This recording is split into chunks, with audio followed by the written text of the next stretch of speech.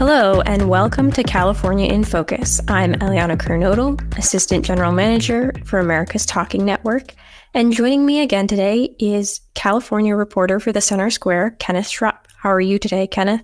I'm well. Thank you for having me on. Thanks for joining us. So California's deficit and overall financial standing has been an ongoing conversation on this podcast, and we have a few updates on that this week. Let's start with what a credit ratings agency had to say about California Governor Gavin Newsom's proposed budget. Credit ratings agency Fitch Ratings said that California Governor Gavin Newsom's newly proposed budget could, quote, weaken fiscal resilience in future downturns. They thought the governor is taking a lot of actions that are really strange for an economy that's supposed to be doing well. It said that these changes are more often used in a downturn than they are in a slowing but still growing economy, where we're just plugging holes by delaying, deferring spending, changing definition of when money is going to be used for certain pay periods. It's all very odd. This year we face a $68 billion budget deficit, and the governor, of course, claims that the number is a lot smaller, claims it's just a $38 billion deficit. This is him taking the most optimistic projection from the Legislative Analyst office, this non-partisan state-run office that has to conduct budget analyses. They say it's $68 billion in their medium case scenario. Perhaps the governor is being a little optimistic here, but he only plans on cutting $8.5 billion in spending. Most of that isn't really a cut in spending. It's mostly just spending delays where money has been shifted around between accounts and fiscal years. And he also plans on spending $12.2 billion, or more than half the state's rainy day fund, to plug some of the gap. What are some of the specific measures that Fitch Ratings pointed to as being concerning? They're shifting one pay period from fiscal 24 to fiscal 25, which defers $1.6 billion in spending.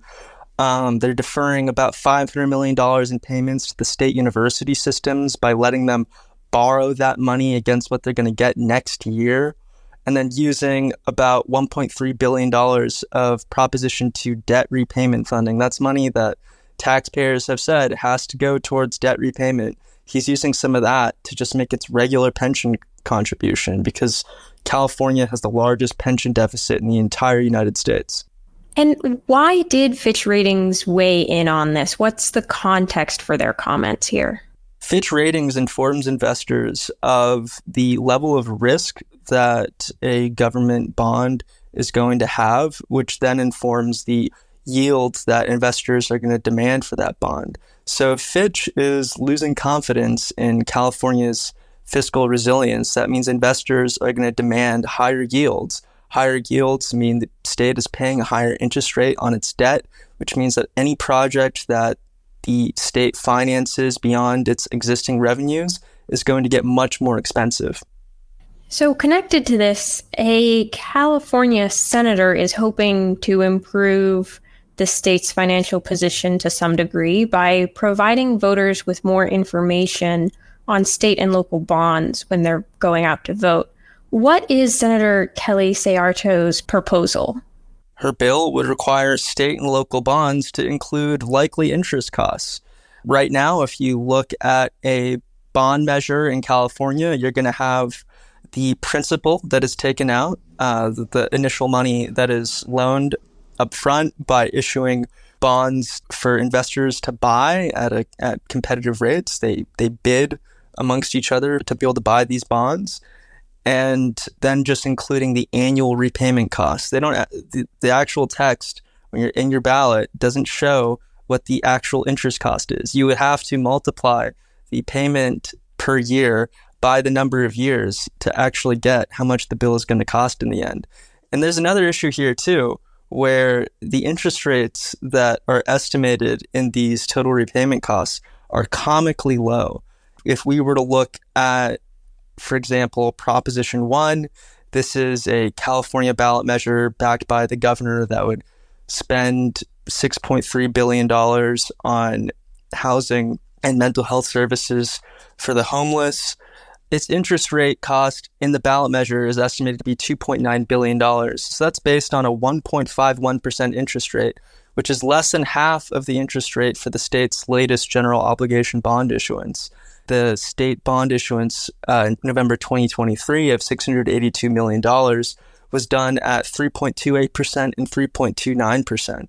So if you take that same interest rate, which is probably lower than what we're going to face in the future in the case California investors lose confidence in the bond's resilience, then we're going to see $6.3 billion in interest, which adds up to $12.7 billion over 30 years. This is much, much higher than the $9.3 billion that you get when you multiply the principal cost plus the interest cost by the number of years. And how would Fitch Ratings comments impact these projections? Investors use rating agencies' analysis of risk levels to determine what the yield on the bonds they're willing to get. If they think that California is going to be a riskier asset, they're going to demand higher yields to make up for that. Well, thank you for your insights, but that is all the time we have today. Listeners can keep up with this story and more at thecentersquare.com. For Kenneth Schrupp, I'm Eliana Kernodle. Please subscribe and thank you for listening. Are you tired of news that puts politics over people? At the nonprofit Franklin News Foundation, we believe in putting people over politics by delivering nonpartisan news and audio content that serves you, the American taxpayer. With Franklin News Foundation, you can read fact-based, state-focused news for free at thecentersquare.com. You can listen to civil, balanced conversations between policy experts through our podcast network at americastalking.com. Or you can get in-depth news on K-12 education spending, curriculum, and school safety at chalkboardnews.com. It's all free through Franklin, where we put you, the American taxpayer, first in every story, episode, and conversation. And it's only possible through our supporters. Together, we can produce content that puts people over politics and brings Americans the news they deserve. Become a supporter today at franklinnews.org/donate. Once again, that's franklinnews.org/donate.